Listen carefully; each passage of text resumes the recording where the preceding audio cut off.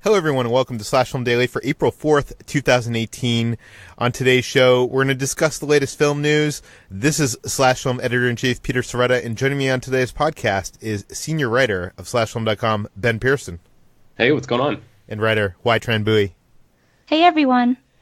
Before we get into this morning was kind of a stressful morning. It is Hotelpocalypse Day, which I'm not sure if everybody out there knows what that is. It's certainly something that all of film Twitter discusses this day every year. And basically what it is Comic-Con in San Diego is the biggest, comic convention. Actually, it probably isn't the biggest comic convention in the world anymore. I think Brazil might have overtaken. But it's one of the biggest comic conventions in the United States. It's definitely a big thing for the movie and TV world. We get press badges to Comic-Con. Getting a badge to Comic-Con is pretty tough in and of itself. I see every year at Comic-Con people in line to get tickets for the badge for the next year. It's a tough thing to get badges for Comic-Con. We are lucky enough to get press badges, which don't give us any extra access whatsoever. But every year at a certain day, the hotels go on sale for the San Diego area surrounding Comic-Con for a cheap rate, which is not so cheap. It's a cheaper rate than you would get on like Airbnb and the inflated $1,000 a night stays that you normally get.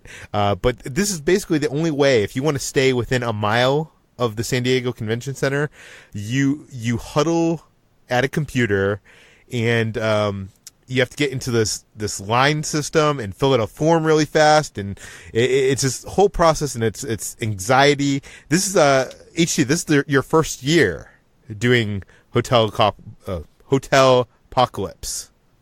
Yeah, and I was actually kind of secretly excited to participate just because the past few years I've seen all of these people on film Twitter bemoaning the whole experience, and I kind of had a little FOMO. I wanted to be involved, and I felt like this was sort of my indoctrination into this community, but I realized why people were complaining about it, because it's an awful experience. In like the first 5 minutes by 9:05, but Ben, do you think that will be good enough? God, I hope so, man. It's so ridiculous that this is the process. I mean, there's got to be a better way, but I guess they're just like incrementally improving it year by year. I think we were talking about this where like they give you a few minutes to fill out the form, but it's all based on how quickly you actually get into the digital line. I mean, it's like a whole thing. So for people out there who have no idea what we're talking about, I apologize for us talking about this, but it's such a big deal for every website that wants to cover Comic-Con. It's something you have to deal with. And this we're is talking about this in the Slack. Oh, we're talking about this in the Slack, but it was it's kind of like a Black Mirror episode where you're forced to do this thing, and it's like Kafka-esque in a way. Hopefully one of us got one of the hotels we were wanting, because what we do is we cram all into one hotel room because it's Comic-Con's very expensive. So we'll keep you updated on that. I'm not sure. And let's start off with a bit of big news, and that is that The Last Starfighter may be becoming a movie again. They might be rebooting The Last Starfighter. Rogue One screenwriter Gary Whitta is working on it and shared some concept art.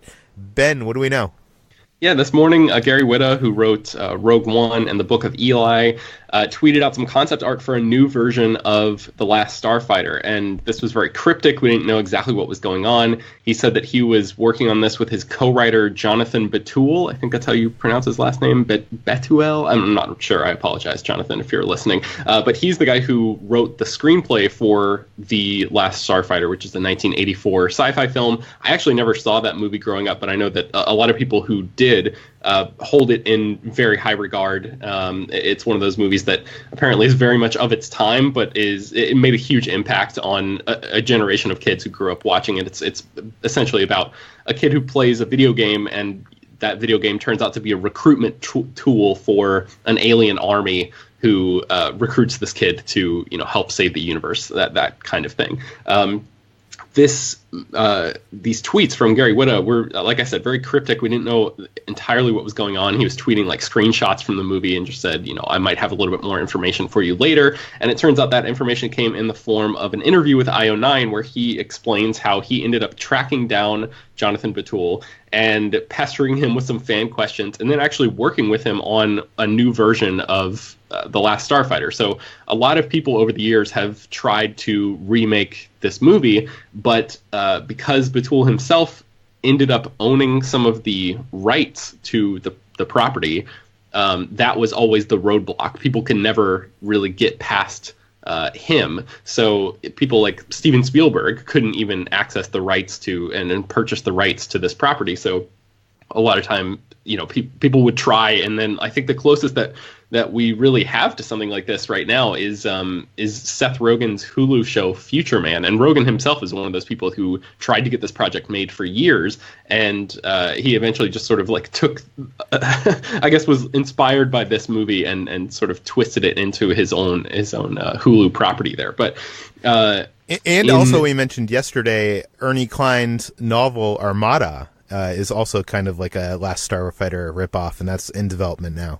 Right. Yeah, exactly. So there's something in the air right now for The Last Starfighter and these kinds of stories being told. In the interview with IO9, Gary Whitta says that he and his co-writer currently have a fully developed story that is a combination of reboot and sequel that we both think honors the legacy of the original film while passing the torch to a new generation.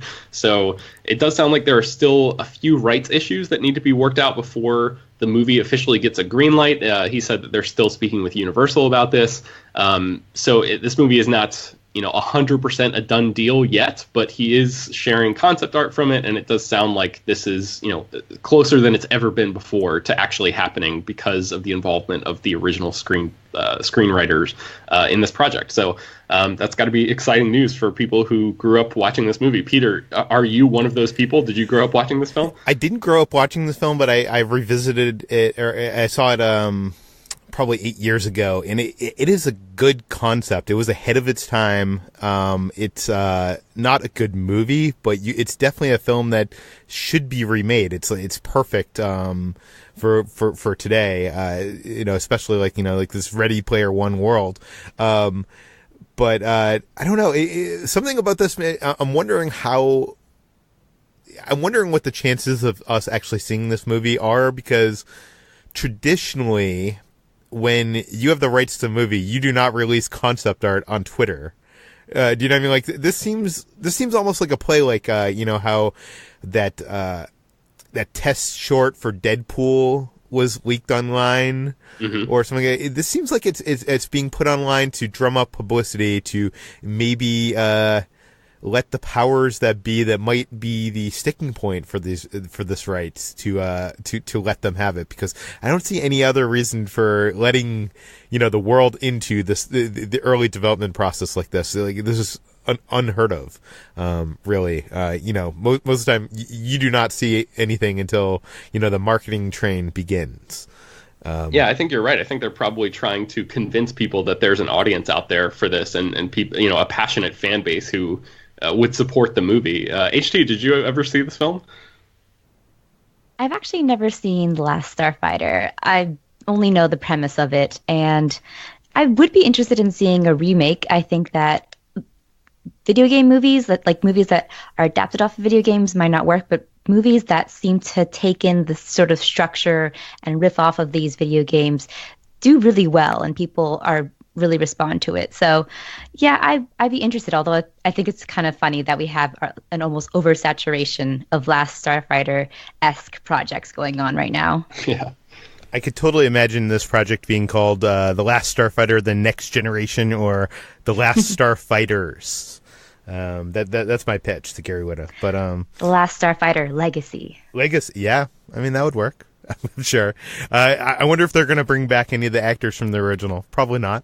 I don't think anybody even remembers who those are, because I certainly don't. Let's move on to another franchise, and that is the Terminator franchise. They're going to be making another big screen movie under the not the direction, but the production of James Cameron, and now a new comic book is coming out. HT, you wrote this up for the site. What does this new comic book tell us about the evolution of this Terminator franchise? So a new 4-issue Terminator series is called Terminator Sector War, and it adds another twist to this constantly evolving, constantly rebooting time travel saga. We've seen so many different iterations of what actually happened in the past and in the future, and now this new series is taking us back to 1984 when the first Terminator film took place, but with a new protagonist. So instead of just a single T-800 being sent back to 1984 to kill Sarah Connor, two Terminators are being sent back. One for Sarah Connor in LA and another one for an NYPD officer named Lucy Castro. So she is apparently a rookie cop who's assigned to one of the worst sections in the city, but suddenly she finds herself face to face with a relentless T-800, and she must do battle with it. So this is a completely new character. We have no idea who Lucy Castro is, and if she'll even be playing a part in the upcoming movies. This is under Dark Horse Comics, so it's somewhat separate from the James Cameron franchise, but this is something we've kind of seen before with Dark Horse Comics, in which they've done sort of retellings or reworkings of the Terminator series. Now, what has me excited about this is Brian Wood is behind this, and Brian Wood did some comics I liked. He did this series called DMZ, which I'm still surprised they have not turned into a movie or TV series. He worked on some video games, Grand Theft Auto, and stuff for Rockstar Games. But I'm interested to see what this is. It doesn't seem like this is going to be part of that new canon. So I'm wondering. Are people going to even care? Because, people didn't even care to see the last film. But what do you think, Ben? Are people going to care to even invest further in this time travel franchise if this is not even part of the canon? Yeah, that's a good question. I don't know. I'm kind of interested in it, even though I didn't particularly care for the past few Terminator movies. This does sound like a really cool premise to me, and it's got that sort of Back to the Future Part 2 vibe where, it's sort of taking place in the backdrop of a story that we already know, because you've got this extra Terminator who's being sent back at the same time as the events that we've already known from this franchise. So it's kind of a cool thing, and I wonder how Brian Wood is going to intersperse those stories and sort of take these characters, maybe crisscross them through some of the adventures that we are already familiar with. So it sounds like it's worth checking out. I don't know. I'm not sure how the general public will feel about that, but as somebody who always hopes that Terminator movies are good, I think it sounds like a cool premise. I know everybody loves to hate on Terminator Genisys, but I kind of love that first act setup of that film, where it's kind of like seeing the events of Terminator, but like an alternate version of that. Things have changed slightly. It might just be because, I love Back to the Future is my favorite film of all time. Time travel fascinates me. So I just love that kind of stuff. So I'll be checking this out because of Brian Wood and this time travel concept. But let's move on to Star Wars. We have a couple Star Wars stories here. The first of which is we have learned that JJ's initial plan for Rey's parents was not what we saw happen in Star Wars The Last Jedi.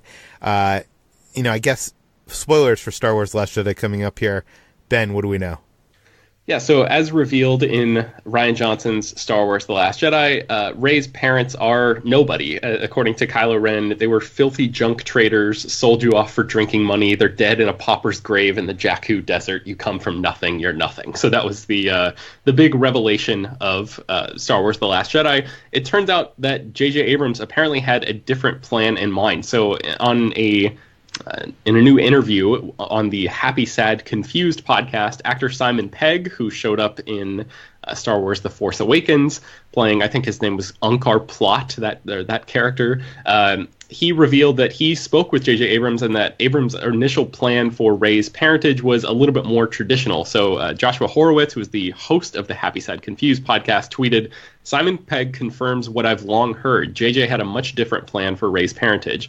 Quote, I know what JJ kind of intended, or at least was being chucked around. I think that's kind of been undone slightly by the last one. There was some talk of a relevant lineage for her."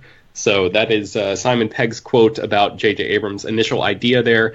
It's fascinating because we have heard in previous reports that Rian Johnson and J.J. Abrams both came to the same conclusion about Rey's heritage. So maybe Pegg is talking about a conversation that he might have had with Abrams very early on in the process before it evolved, and maybe Abrams changed his mind about Rey's parentage. But as you pointed out in our Slack channel, Peter, if you watch The Force Awakens, there appear to be some remnants of that concept that are still in the movie. We know that film underwent some pretty significant reshoots during the time when Harrison Ford's leg was injured. You know, they shut down the production and rewrote a lot of that movie. They completely reworked the entire relationship between Finn and Rey, and maybe they also reworked some of Rey's background during that time, because there were some things that you noticed in The Force Awakens that seemed like that seemed as if Rey was related to some of the characters, right? Yeah, there was some significant changes, including Rey was originally named Kira, and they renamed her Rey during those reshoots. But I mean, if you see that moment with her and Han outside of Maz's castle, I feel like there's something going on there, and you see at the end of The Force Awakens, you know, Carrie Fisher, General Leia, runs over to Rey, you know, bypassing Chewbacca. You know, Han has just, her husband Han has just died. The person, you know, his best friend and co-pilot is distraught, and she runs right by him to, you know, go to Rey, this girl that she doesn't even know. It totally seems like it's something that's the remnants of a previous version of the movie. I know a lot of people like to give J.J. Abrams and a lot of to give him kind of flack and be like, I can tell you from experience that every filmmaker that's dealing with a movie of any size, this big or, you know, a small movie, has thought about every single thing on that screen. And there's no way that JJ messed up and was like, yeah, I'm going to have her run to Rey because Rey's the main character. Do you know what I mean? Like, there's too much thought gone into that. So my feeling is that originally Rey was going to be the daughter of Han and Leia or Luke? I don't know. I mean, I guess they could have sensed that it was Luke's daughter in some way, but obviously that's neither of those scenarios can be happening right now, right? Like with Last Jedi. So yeah, that's the question: is do you think that Abrams is going to sort of engage in these storytelling gymnastics in order to get the final narrative to conform to his initial plan, or do you think he's going to roll with what Rian Johnson did with the story and sort of pick up the baton and go from there? What do you think, Peter? Well, even Rian Johnson has admitted that the confirmation of Rey's parents has come from an unreliable narrator. You know, it's Kylo Ren telling her that her parents are nobodies, and maybe he's just trying to say that to, you know, tempt her to the dark side. Now, Rian Johnson has said that his intention with that scene is he's telling her what he saw, and that he isn't lying to her. But there is the possibility that Rey could be someone. But it seems to me, with Rian Johnson's comments that he talked to J.J. Abrams and they were on the same page with who Rey's parents were before, you know, J.J. signed on to do Episode 9, makes me believe that JJ kind of had a change of plans, you know, during that end of production of Force Awakens. HT, would you be angry if they did introduce the concept that Rey's parents were someone we knew? I would be very angry. Rey's parentage and the fact that she came from no one was one of my favorite parts of Last Jedi. I thought it was a really bold take and something that felt really true to the theme of the democratization of the Force. You know, the fact that someone who came from nothing can rise up to be a hero is just so inspiring to me. And I love that Rian Johnson did that. And I really also, I dislike the Han and Leia theory, just because you'd have to explain why Han and Leia would have abandoned Rey. Being like the upstanding people that they are, like the heroes that we think they are, why would they go out of their way to abandon this child and then just like completely forget about her, and possibly even if she was just like right under their noses? It just doesn't really make sense to me as their characters are. And also I hoped that like Rey would have been just completely separated from the Skywalker clan, just because if it was more Skywalkers just kind of messing up the universe, I feel like the whole saga just would feel like, you know, keeping up with the Skywalkers. It doesn't have to be a 19th century novel in which everyone is related and that kind of thing. Well, I do have a nerdy way that you could explain this, HT. I'm not saying this is good. I'm not saying this is good, but maybe Han and Leia thought that their daughter was killed during the events of the Jedi massacre at the Jedi Academy, and maybe someone, I don't know who would drop her off in Jakku, but like Lor Santeca or someone like that. Of course, this isn't good. This is not a good. You know, I'm not a screenwriter, so. But I do want to point out that like, if you listen to or read interviews from Kathleen Kennedy or J.J. Abrams from when they were making Force Awakens, they say many times, this is the Skywalker saga. This is the story of the Skywalkers. And it clearly, like, and you know, they only committed to 3 films, but it seemed like they wanted to do more. It seemed like the plan then was to follow that one lineage. I'm fine that it's changed. I'm totally cool with Last Jedi, but I think it's just more evidence that there was some further, you know, concept of a Skywalker blooded lineage there. And I hope in Star Wars Episode 9 that we get to see Rey deal with this a little bit more. Like, I feel like that whole concept of her being from a nobody was thrown at her in this very climactic moment where we were not able to see her like properly deal with it. And my worry is that Episode 9 is gonna, you know, jump years in the future, and we're not gonna actually get to see her deal with that idea of her. She sort of deals with it in the cave in Octu, right? Like she is like hoping to see her parents, and then just sees a reflection of herself. And also, one thing, going back to what you were talking about at the beginning, you said that Kylo Ren is the one who reveals to her that her parents were nobody, but he says, you know, he asks her to say it aloud, and she's the one who says that they were nobody, and then he sort of explains that they were traitors or whatever, who just abandoned her, but she already knew that. I mean, like, everybody always says Kylo Ren tells her maybe he's lying or whatever, but Rey is the one who says they were nobody. So I don't know, there might be it might be more definitive than everybody seems to think it could be. Oh, that's a good point. But let's move on to our second Star Wars story, and that also deals with Rian Johnson. He is making a new Star Wars trilogy, which has been announced. We don't know when it's coming out. We don't know what it's about. But we have learned a little bit about his process and what he's aiming for. HT, what do we know? So Rian Johnson is still in the early stages of planning his new Star Wars trilogy, which will be apart from the, like you said, the Skywalker saga that we've seen recently. But he is just kind of looking at everything and wondering and trying to figure out what will fit. So in a new interview with Digital Spy, he said that his new films will actually be a little bit more familiar than not. So he said, and I quote, "The only goal I have is to think about how Star Wars made me feel as a kid, and that's it. I'm trying to capture what is that if it's not iconography that we recognize necessarily from the original trilogy. What captures that spirit? What can be that for a kid who's never heard of Star Wars? Is getting back to the very fundamental questions of what makes this what it is." So, unquote. And so that is kind of the idea of what Rian Johnson is going to, just kind of like the overall feeling and the spirit of what the original Star Wars trilogy is. And that, I think, is definitely up for debate, especially after the outrage that Last Jedi incurred.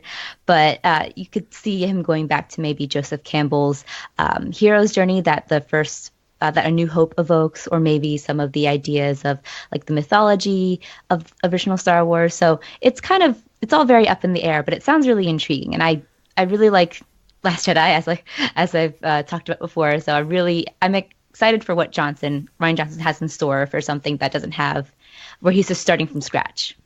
I'm wondering what that would be. Like, what does the original, like, a New Hope evoke in you? Like, to me, like, I kind of get like a little bit of like swashbuckling kind of like action, and there's that mythic storytelling, and there's, you know, the worlds and creatures. I feel like a lot of the Star Wars films have kind of concentrated on that. Like, what, Ben, do you have any idea, like, what would you be trying to emulate from that original film or trilogy if you were Rian Johnson making this new trilogy? I think he's probably just talking about tonally.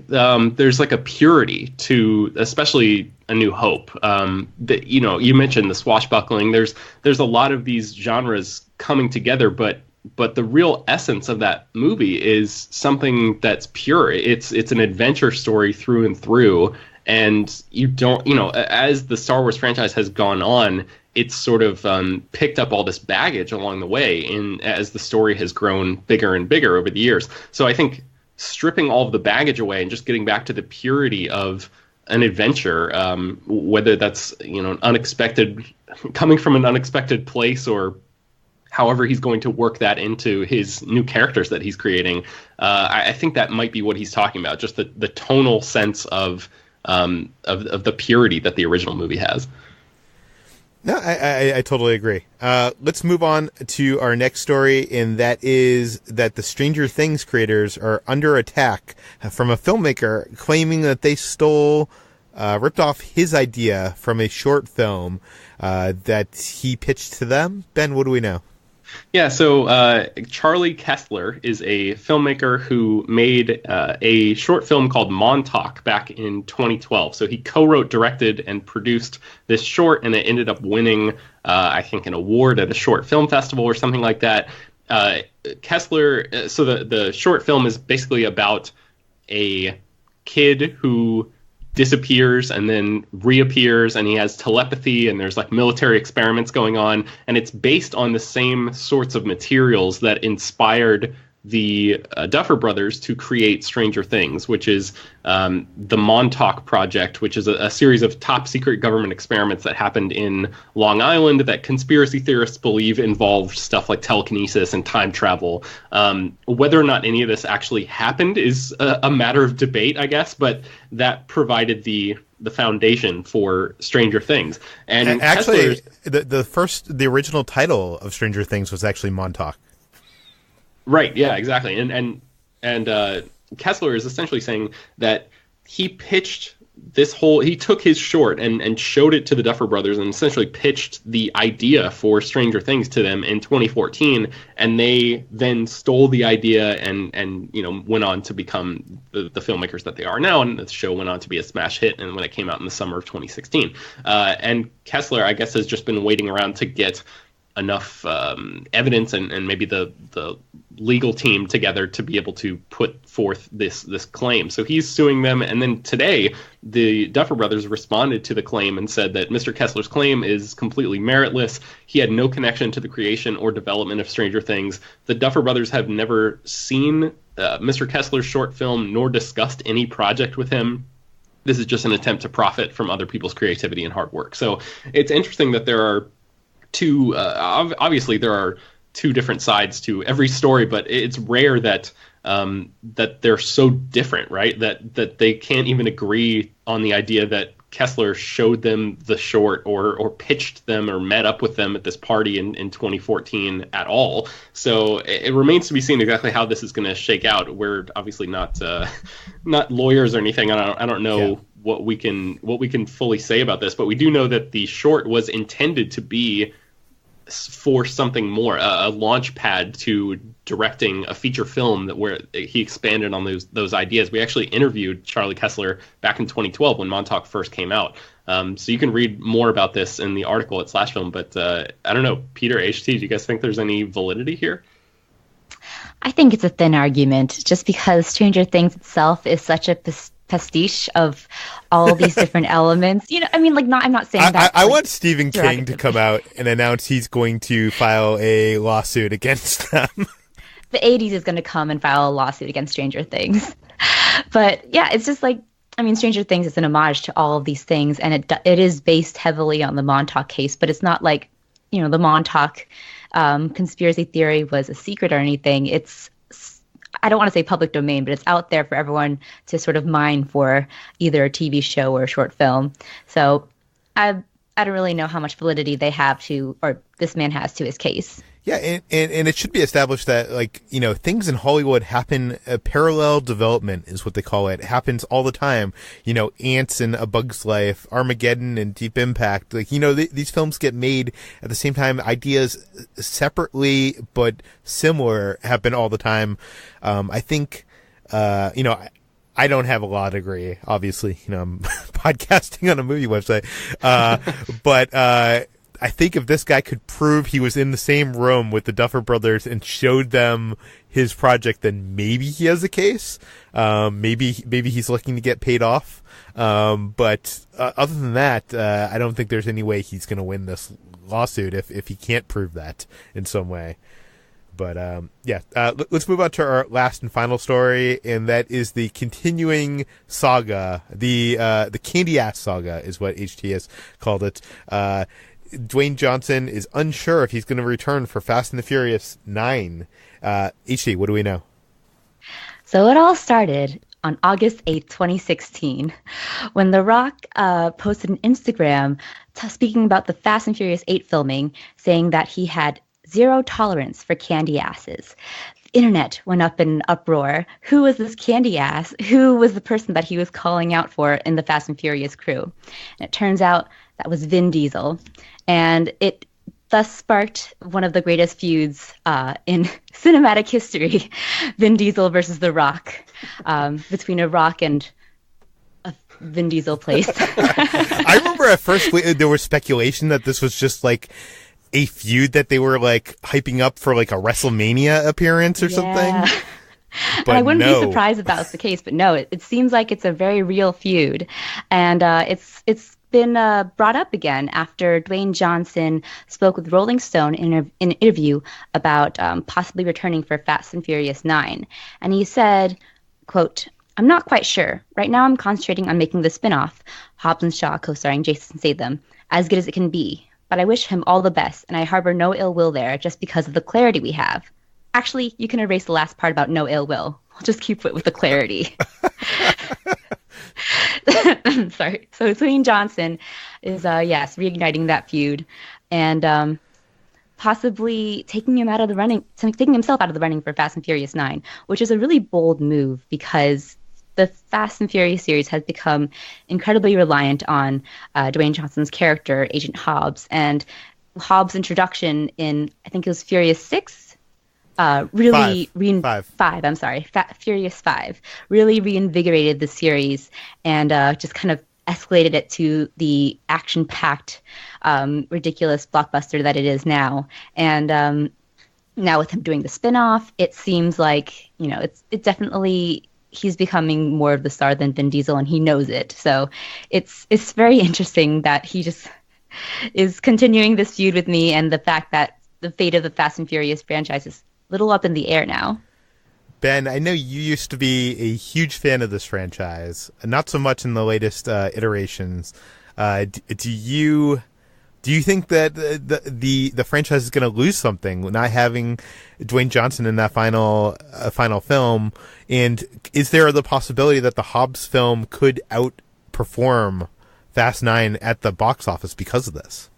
I am still a fan of this franchise, Peter, even though I didn't really love The Fate of the Furious in the same way that I've loved the other ones. But I have to say, the movies that I've truly, truly loved in the franchise all involve Dwayne Johnson. And his character just really perfectly symbolizes the true ridiculousness that this franchise has sort of evolved into over the years. So the idea that he would leave is sort of soul crushing to me, because I love this franchise so much. I do think that the Hobbs and Shaw spinoff movie could end up doing better business than Fast 9, especially since, you know, it seems like people, I mean, I know that The Fate of the Furious made a ton of money at the box office, but I think speaking with fans of the franchise anyway, it seems like it wasn't nearly as well received as some of the previous efforts. And maybe, you know, distilling Dwayne Johnson and Jason Statham's charisma and their camaraderie and chemistry into one movie might be all that audiences really are looking for from this franchise at this point, especially with Paul Walker's character no longer being involved. Because think about the alternative is that Fast 9 is going to be more Scott Eastwood, and nobody wants that, Peter. Oh, God. I was reading up on Pacific Rim Uprising before a couple weeks, and I totally forgot that Scott Eastwood was in Fate of the Furious. I remember watching him and just remembering that he was complete wet cardboard. He's so bad in that movie. Like, I'm not saying that movie is good, but he brings that movie down every moment he's in it. Yeah, I don't know what to see. I think there is kind of like a difference of direction there between Vin Diesel and The Rock too. Like, I almost feel like when you get this like whole dramatic family storyline of the Fast and Furious films, it feels like Vin Diesel is taking that seriously, where The Rock is the person that knows how ridiculous this franchise is and how much fun this should be. So I feel like if they go back more into that like dramatic, serious direction, it's going to be more of what I don't want with this franchise. But we'll have to see. And maybe if they bring Han back in Fast 9, that would be a way to sort of like offset some of the negativity of the previous movie and maybe be able to compete a little bit with the spinoff. And I know how do you possibly explain that, Ben? I don't know, but let me say that Chris Morgan, who's the writer-producer of a lot of these things, I have faith that he would be able to come up with a way that that fits appropriately with what's going on in this franchise. So I don't know Luke Evans' exactly. character came back from a coma, so yeah. I mean, Han might have exploded, but he can come back. And yeah, I'm not sure. Maybe it's like Han's twin brother, John, or something, you know, but some way to get Sung Kang back into the fold would be it would be a good move on their part, I think. Yeah. But does Vin Diesel want more people to share his spotlights? I don't think so. But that brings us to the end of today's Slash Film Daily. HT, where can people find more of your work? You can find me every day at slashfilm.com, and I'm on Twitter at Hoai-Tran Bui. Ben, where can I find you? You can find me at slashfilm.com as well, and you can find me on Twitter at Ben Pears. You can find me at SlashFilm on Twitter. You can find all the stories we mentioned today on SlashFilm.com and linked in the show notes. Slash Film Daily is published every weekday, bringing you the most exciting news from the world of movies and television. You can subscribe to Slash Film Daily on iTunes, Google Play, Overcast, Spotify, and all the popular podcast apps. Please feel free and send us your feedback, questions, comments, concerns to Peter at slashfilm.com. We're going to try to do some more mailbag episodes coming up. Please leave your name and general geographic location in case we mention the email on the air. Please rate and review this podcast on iTunes. Tell your friends, spread the word, and we'll see you tomorrow.